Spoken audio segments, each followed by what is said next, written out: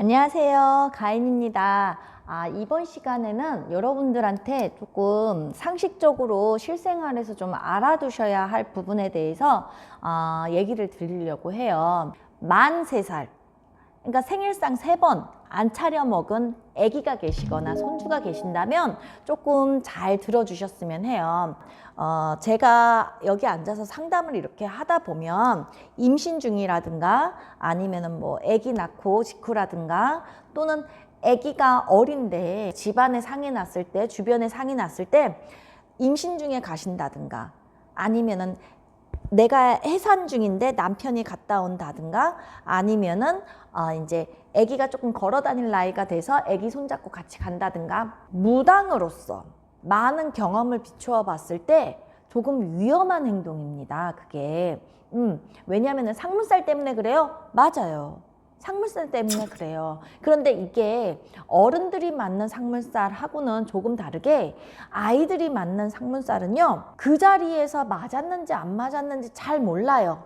알 수 있는 거는 한 가지 있어요. 완전하게 급변할 때 갑자기 확 안 좋아지는 경우들이 있어요. 심지어 생각지 않게 급살로 가는 친구들도 봤습니다. 또는 태어날 때는 되게 건강했는데 아무 이유 없이 갑자기 병원에 가면 그래요. 세균성 감염이라고. 그게 사실은 딱히 이유를 못 찾을 때도 나오는 말이거든요. 원인 불명이라는 걸 사실상 보면 근데 이 아이는 집에만 있었거든. 엄마 아빠가 게으르지도 않고 더럽게 키우지도 않았거든. 그런 친구도 세균성 간염이 생겨 막 그러면서 막 뇌수막염이 생기고 아이가 멀쩡했는데 몸을 못 가누고 장애가 생긴다든가 아니면 명을 달리한다든가 이러한 급변하는 일이 생기면 근데 이미 늦더라는 거야. 왜냐하면 아기 자체가 너무 기운이 약해서 자그마한 기운이라도 이 아이는 크게 치고 들어오거든요. 근데 그러지 않을 때 잠재되어 있는 상문살일 땐 어떤 경우에 알게 되냐면 이 아이가 분명히 3살, 4살에 들어왔던 그 상문살이 성인이 돼서 알아. 그러면요.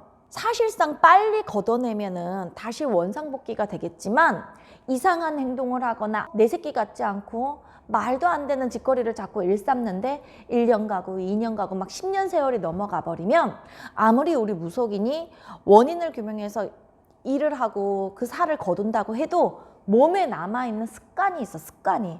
그래서 이 아이가 원래대로 완벽하게 유순했던 아이가 유순하게 다 돌아가기도 어렵고 요즘들은 뭐 ADHD? 근데 ADHD인 경우가 그런 아이가 10명이면 상문살로 인해서 아이가 그러한 기운, 조상의 기운을 받아서 산만해지고 다중적인 성향을 보이는 아이가 절반도 돼요. 근데 엄마들이 어리니까 괜찮아질 거야. 저러다 말 거야. 사춘기까지 와. 사춘기라서 그러면은 철들면 조금 괜찮아질 거야. 괜찮아질 거야.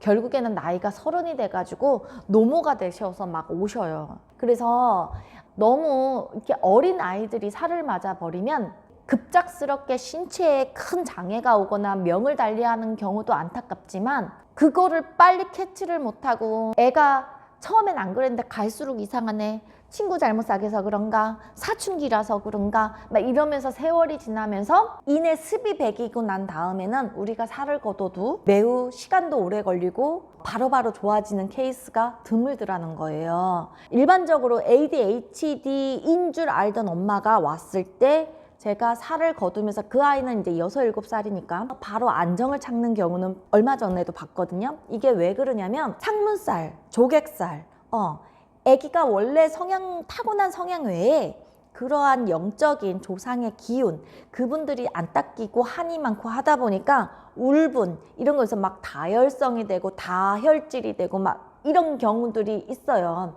내 성격은 원래 있는데 상문살, 조객살을 아기가 맞아버리면서 아기가 구분 못 하잖아. 조절 안 되잖아. 그러니까 기운이 올 때마다 가만히 있던 애가 눈이 확 돌아가고 엄마한테 공격성을 대한다든가 막 어른한테 왜? 내 몸은 애기지만 그 연가는 애기가 아니잖아. 그러니까 막 이상한 행동, 이상한 언행 막 하거든.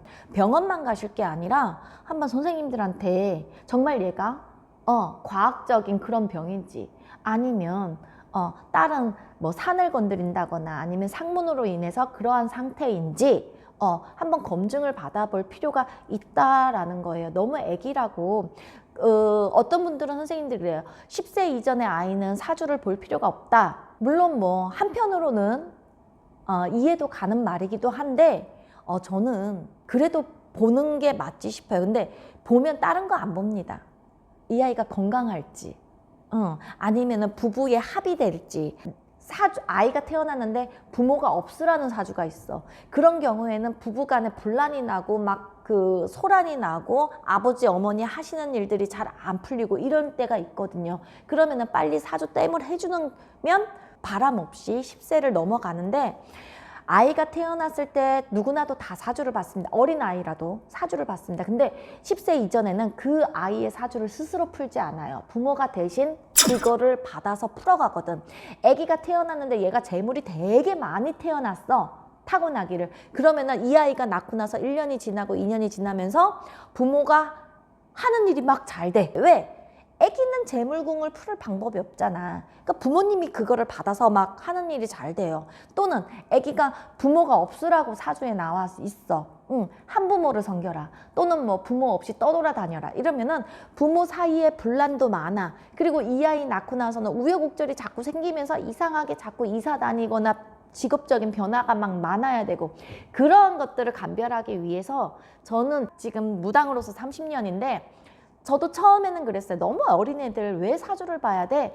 근데 볼 필요가 있더라는 거예요. 이 아이의 사주가 부모가 있어야 되는지 없어야 되는지, 또는 재무궁이 있는 아이인지 없는 아이인지, 그리고 건강운까지 요거를 보고 방편할 수 있는 부분은 방편을 하시면서 가족관계를 이어가시는 게 훨씬 유복하고 좋고요. 근데 제가 지금 드리는 요점은 그게 아니라 상문살이에요.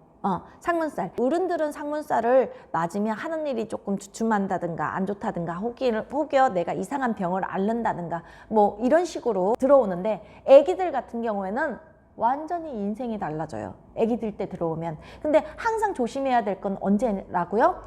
만 3세. 그러니까 5세 미만의 아이들은 상갓집에 데려가는 거 아니에요. 그리고 부모님들이 상에 이렇게 왔다 갔다 하시더라도 상문에 대한 방법, 비방은 꼭 하시고 아기가 있는 댁에 들어가셔야지 아기가 기운을 타지 않습니다. 아기들은 굉장히 약하고 기운이 굉장히 선하고 맑아요. 그렇기 때문에 자그마한 거라도 쉽게 그 기운을 타고 있어요. 여러분들 만약에 관가에 넘어가시면 혹시 모를 일이 생길 수 있으니까 이 영상 보시는 분들은 꼭 5세 이전에 아이를 두셨을 때는 상문 조심하고 넘어가시길 바랍니다. 가인이었습니다. 감사합니다.